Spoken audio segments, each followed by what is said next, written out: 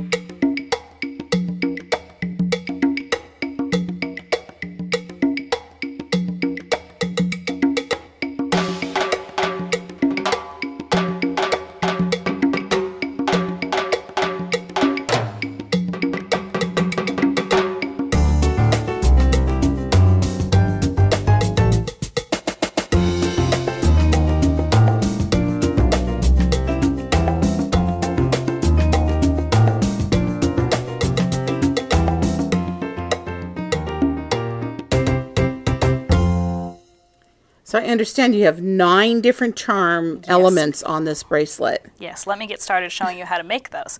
The first charm I'm going to show you is this Faux Drewy. Drewsy's everywhere on the web these days, and this is a simple technique to make your own. I'm going to start with one of these Judykins Patera charms, and this one had a ring on either end, so I add a little crystal and a jump ring on the other side.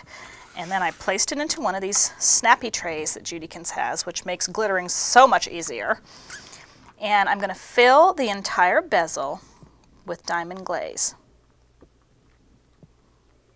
Right up to the top. It's a little swimming pool. Yeah, like a little swimming pool, that's right. A little sticky swimming pool. And then I'm using Judykins rocks, and these are the turquoise ones, but you could do it in any color you want. I love them because it's a real chunky glass glitter. It's like a vintage glitter. And you need a toothpick, or I'm using a jewelry pin, and you're going to pour it all into that bezel like that, but we don't want it just on the top. So you can like stir them in?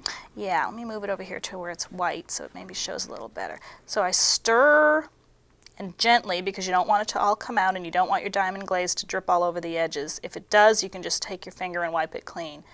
I see. So mix that glitter in, but then you go back and add more and keep mixing it in very carefully. So the Judykins is acting like a glue and gluing all the little rocks of together. Glitter yeah, it's those chunks of rocks, and you want to keep going and keep mounding it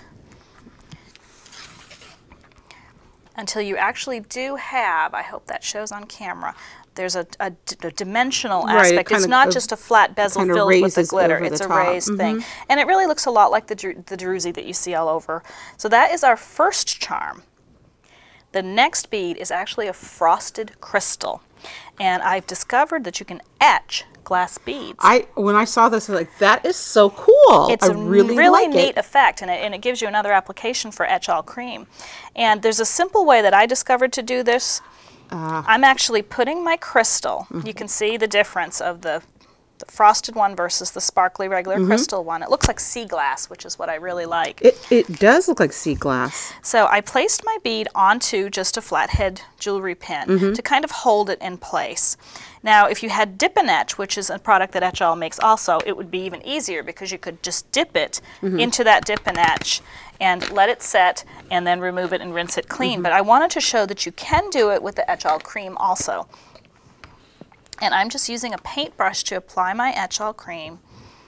And again, that straight pin gives you something to hold while you do this.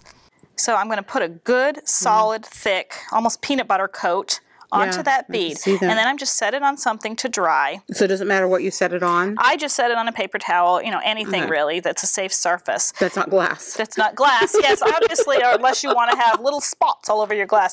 Let it set 15 minutes, and then I've rinsed it clean. Now, Etch-All is a removable product. Normally, you would return it to the bottle, reusable product, not removable, and you can use it again and again, but it's such a small surface. I'm not going to try to reuse this. I'm going to rinse it clean after my 15 minutes have gone, and then you have these beautiful frosted crystal beads. I added a regular crystal bead above it, kind of for contrast of the sparkle versus the shadow.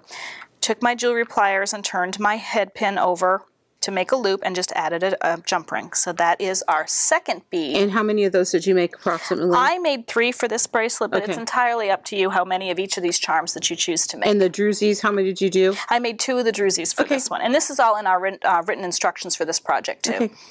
I can't believe you're doing shrink art. I completely forgot about shrink art. We still love to do this. It's still a very easy way to make great charms for cards or bracelets or anything. And you've come up with a couple really cute ones. Yeah, the next 2 charms are made with shrink plastic, and I'm using Judykin's super clear shrink plastic. It does come, she has it in other colors too. The first one couldn't have been easier. I took the French script stamp from Judykin's, which is one of my all-time favorites, which is why it's so dirty, and a permanent solvent-based ink. And I stamped onto a piece of the shrink plastic. And then I actually used my Sizzix Big Shot and one of the butterfly Sizzlets die and cut the little butterfly. Oops. And we do have a tutorial how to use the Big Shot on our website. And then I took a regular hole punch and I punched a hole in the top of one of the wings for my charm. And I did cut the antennas off because I didn't want to deal with those when you're working with shrink plastic. It all curls up. So, and we are going to have a tutorial on using shrink plastic on our site too. So check that out to find out how to do that. Once our little butterfly was shrunk, I applied the heat and he does his little warp. While it was still hot, he's a little warp, I bent his wings upwards while they were still hot so that gives it some dimension. And you can see that the French script is still there. Here, put it right there. There we go.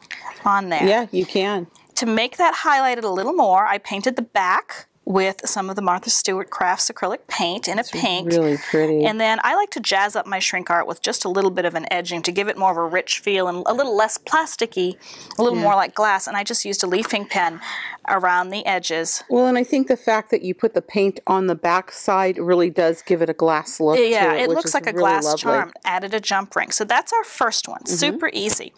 Our next one, I also used the super clear shrink plastic, and I used this butterfly fairy stamp from Judykin's. And I just think she's so beautiful. She's so delicate. Again, a permanent solvent-based ink. I stamped her onto the shrink plastic. And then I cut her out with a pair of scissors. Now when I cut her, I did not cut all the way down into the wings because I wanted her to hang from the charm and not be interfered and her wings up in the bracelet. So I left a little area and I punched my hole at the top there. And I also see you cut away from the edge just about a quarter or about an eighth of an inch. I went all the way around her because I want her to all show and I don't want to lose the details. And then again, I did the magic of shrink plastic. She shrinks up and you get to this point. But she needed some color on her wings, and I wanted her to have a bit of a translucent color, yet still add some soft color. I just think she's prettier with a little bit of color there. She's a butterfly, like the sun's going through her wings. And how I did the back here, now you could use one color, but I used 2 because I like detail. I used the Gallery Glass paint from Plaid. It's meant to be a glass paint. I put a very sheer coat over the wings, and I let it dry completely. I went very thin and very sheer with the pink. After that was thoroughly dry, I came back with the yellow, and I did a good thick coat, and I let that dry. And what happens, and it's hard to see on camera, but you can see the pink around the edges, and then the yellow is a little more intense in the middle. It's almost a real pretty sunset kind of wings. Let's put a little bit more in your hand because the pink background. But it's really it kind pretty. of, the pink shows around the edges, and then you've got the yellow, yet it still kind of looks like stained glass because the light will still show and refract through those wings. And how many butterflies did you do on I believe I made 4 for this. Again, I edged them with a leaf ink pen to give it that little bit more richer feel and added a jump ring. And about 4 or 5 butterflies? I think I made 4, but again, you can use however many you'd like for your project. I'm sorry, no, I didn't mean butterflies. I meant, fairies. I did mean butterflies. Butterfly fairies. Oh my God, well, we had butterflies and fairies. I'm so garden confused. Our next 2 charms are actually made with the Mod Melts from Plaid. And this is a really fun system to work with, I've discovered. It's one of my new addictions. This little bird was made with this mold that has the different birds on it. And I used the metallic Mod Melts. Oh, okay. And now I've made them into charms, and I'm going to show you my trick for how I did that. She has a great trick, too. So this one was just solid Mod Melt. It wasn't painted. It was put in, and then I like the antique gold look of it. Yeah, they're the great metallic colors. And so that one was done with this one. And then the little bee. Now he has a lot of little details. He's got these tiny little legs, and it can be challenging a bit to get the mod melt into these molds. So I'm going to show you a trick for that too. But how I made these into charms and got the pin into them was I actually discovered you can put like a jewelry pin right through the mold. It's great because it doesn't ruin the mold. Now I hope you can see that. I went through and I left about maybe a 1/4 of an inch, a little less than that. It's just above the surface of the mold itself, and the back is sticking out of the back. And now it'll self-heal when I pulled it out, because I've made a bazillion of these, and it's not hurt the mold at all.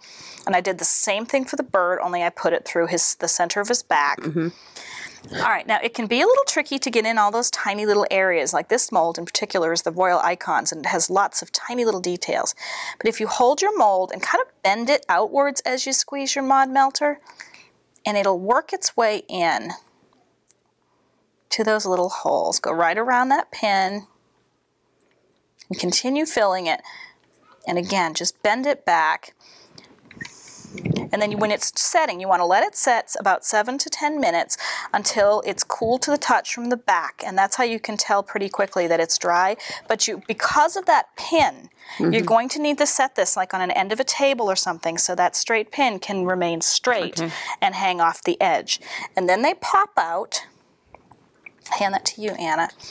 And this is what you have. Now, again, when you're working with the tiny details, you're going to have all this overage. There's just no way to avoid it. Because they're so fine. Yeah, there's no way to avoid it. So I just trimmed it with my scissors, or you could use a craft knife, and cleaned it up a bit. So once you've trimmed all those excess glue threads and things, and you've gone ahead and made your little ring at the end, it's time to give our bee some color. His body I painted with the Martha Stewart satin acrylics and the black and the yellow for the bee, but I wanted his wings to kind of be shimmery, almost iridescent, and pick up on the fact that this is a sea glass mod melt. And how I did that was with, again, I'm using glass paint. Glass paint is for more than just glass. And this is the hologram glitter, I believe it's called, yes, and it's a real subtle, I used my little brush. It looks white when you put it on. So it really doesn't look like a whole lot at this point. It looks a little white, but you're not really seeing it. But I put 2 coats, and then after it dried, oops, I dropped my little bee. He's buzzing around. I hope you're there. I think you can see it now. His little shimmery, sparkly, holographic wings. So pretty. And how many bees did you make? I honestly don't remember. I think I made 3. I made so many charms I've lost count, but added a jump ring to him and have my little mod melt bird, and those are our 2 mod melt charms. Perfect. Our very last charm is made with some Macons Clay. Yes, we have 3 more charms, but they're all made with Macons Clay. And I'm going to show you how I did each of these. It's pretty simple. Macons Clay is a no-bake clay, completely air dries. I used the earth tones and the vineyard tone set because I wanted 2 different shades of green. And I also wanted this great peach that's in the earth tone set. I cut off the amount that I wanted, and I only opened that much. Just that much. Keep it in a Ziploc bag with a damp towel or a wet wipe, and it'll stay moist for you. And I'm using the peach to make this first charm. I'm going to push mold. And I'm using the Macons push mold, and it's clear and it's flexible. You can I'm just pushing it in. I don't want to overfill it, so I use my thumb to kind of remove any extra. So you kind of want it level to the I mold. level it. You can just push it in and then pop it out and trim it, but I think it's easier because it's flexible to just keep it, and you can see it, to keep it in there where you want it, and it'll pop right out even while it's still wet. So I made several of these little peach flowers, and while they were wet, I just took a jewelry pin and pushed it through and kind of wiggled it and made a little hole, and that's where I'm going to attach my jump ring. And then I let them dry overnight for 24 hours. And once they were dry, they're pretty in this peach color, but I wanted to give them a bit more of a shimmer and polish. And Macons Clay takes paints and finishes beautifully. And one of my favorite new techniques is, again, I'm back with my glass paint. You like your glass paint. I love my glass paint because when you put glass paint onto Macons Clay, I just paint it right over the top. It definitely looks like porcelain. It does. Or like oven-fired porcelain. So I actually went over it with a pink, a sheer coat, so that you still have that peachy tone, but you've got that little bit of a pink. It picks up the dimension of a flower. Yeah, it kind of gets into those grooves. And then I painted the darker leaf. I molded some leaves from the 2 different shades of green from the 2 different sets. And I painted the leaves on both of those, again, with the glass paint, a light and a dark for the light and the dark clay, and put a large leaf together with a jump ring and the flower. I did not paint the back because I wanted this flash of peach to still show too when the bracelet is jingling. I did that on purpose, but you could paint the back. So that's one, and then the other one is all leaves. I did 3 different leaves. I mean, that's fun. Two different leaves in 2 different colors, and again painted them and just connected them together, kind of a dangle charm. So those were our foliage ones. Now, the other thing I've discovered is I love to mold with my Macons Clay, and I love their push molds, but there's so many other molds out there. There's really a lot These of fun mod things. molds are fabulous for clay too. They're meant for the mod melts, but the clay is just, it pops right in and out. And I made these little bird's nest. I made about 50 of these little suckers because I love them so much. I just had so much fun making birds. I'm going to make something cool with this. And to get the little robin's egg blue that I used, I mixed white clay with a tiny bit of green and a tiny bit of blue, and those instructions will be in the just downloadable instructions. Filled those into there, and then I mixed 2 shades of the brown and marbled it to make the nest. So you didn't paint those? No, they look painted, this is solid clay with nothing on it. Oh, I like how it's marbled too. I don't know if kind they of, can see the 2 shades of clay just blended together in a marble effect to make the nest. Again, pushed it right into this mod mold, and it pops right out. So cute. Same thing with a pin, and you get this fantastic detail. So these are one of my new favorite things to work with my clay too. So fun. So those are our 3. And then you poked a hole in that I poked a hole in that and let it dry, and I did not put any finish on that one. I just let it be. Yeah, I like the more natural look. It's a nice and contrast. he goes with our little bird from the mod melts that we made. Those 2 pieces go together. Nice so now we just assemble it all, and I'll quickly show you how I did that, and we'll be finished with our bracelet. That was 9 charms we just finished doing. Amazing. And it's very simple to put it together because we already put the jump rings on them as we were assembling them. It saves you a little step at this point. And I'm using a big chunky chain for this. I just prefer the look of a chunky base, and I love these super big closures too. It kind of adds to the fun of it. Wear your glasses to put I don't have to wear my glasses, that's right.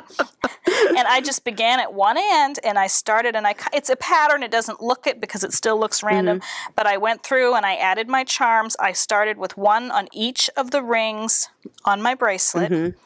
And when I got, and then I repeated, and then I kept going so that you ended up with the cluster of the different colors and different materials and the mixed media.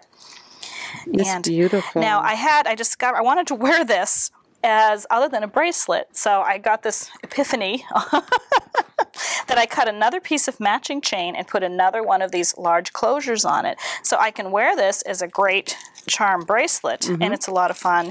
But if I want to wear it as a necklace, I just snap that chain onto the end, and I did not put a closure on the other end because these rings are so big. Well, let me help you with that, dear. Let's make sure this ring works. Nice big ring. So now I have a necklace or a bracelet in a secret garden kind of fun. There's so much going on this, but I just think it's really fun. It is a fabulous secret garden project. Thanks, Cindy. We hope you've enjoyed When Creativity Knocks. All-Star Designers Spring Series. Like us on Facebook, pin us on Pinterest, and follow us on Twitter. And don't forget, sign up on our website to receive our weekly newsletter, and you're eligible to win one of the weekly prize boxes full of products from all of our series sponsors.